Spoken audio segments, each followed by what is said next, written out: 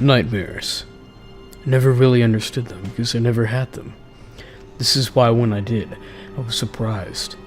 It was like all the horrors of reality seeped into my brain with no way of getting out.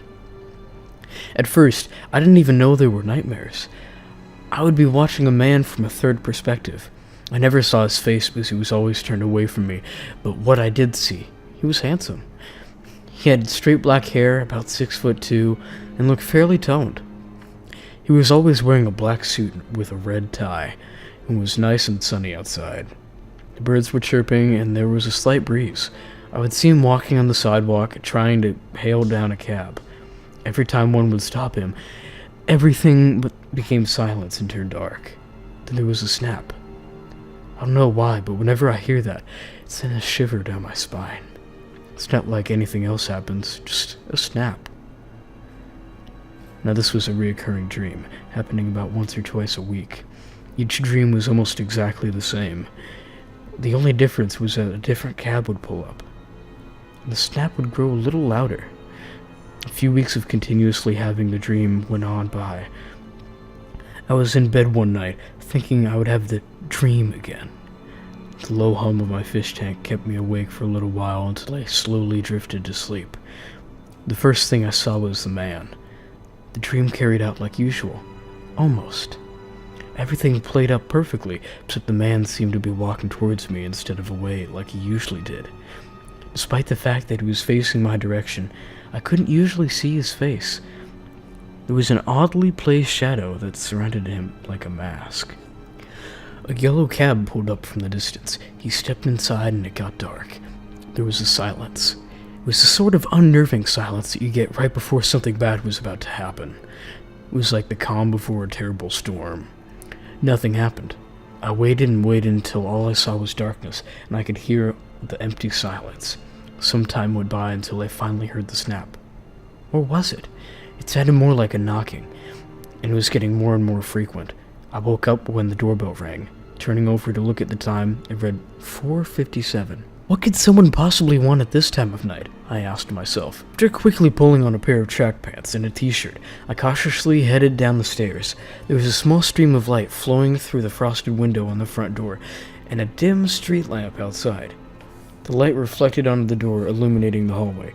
After I got downstairs, I felt the coolness of the tiles under my bare feet. I got to the door, but I didn't see anybody. Whoever it was, it must have left. I turned back to go upstairs when something got my attention. I couldn't see the top. It was as if someone put a blanket on top of the ending, just before the last step. I shrugged it off as if assuming it was the grogginess getting the better of me. However, I was wrong. Halfway up the stairs, I noticed that no longer I was making any progress. I would walk up one step, then the next, and never actually move forward. It was as if the stairs expanded infinitely into nothingness. Then I heard the snap. I slowly turned around and saw the shadow of the handsome man in my dream. There was only one problem, though. His head was snapped upside down. His eyes were just like shells in pitch-black sockets, with the crimson liquid dripping down the bottom. He also had razor-sharp teeth, dripping with saliva. I turned back around and began sprinting up the stairs, still without making progress. I heard him dragging his body up behind me, which made me sprint harder. However, whatever blackness was at the top of the stairs prevented me from getting there. I heard him getting closer and closer until I felt a tap on the back of my head. It sent me into panic. I quickly spun around. I was surprised to see nothing there.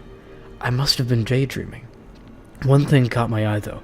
There was what looked like a note taped to the outside of my front door window. Recalling what just happened, I didn't remember the note actually being there. Silently walking down the stairs, I headed back towards this note. I looked to see if what it was once again, anyone there.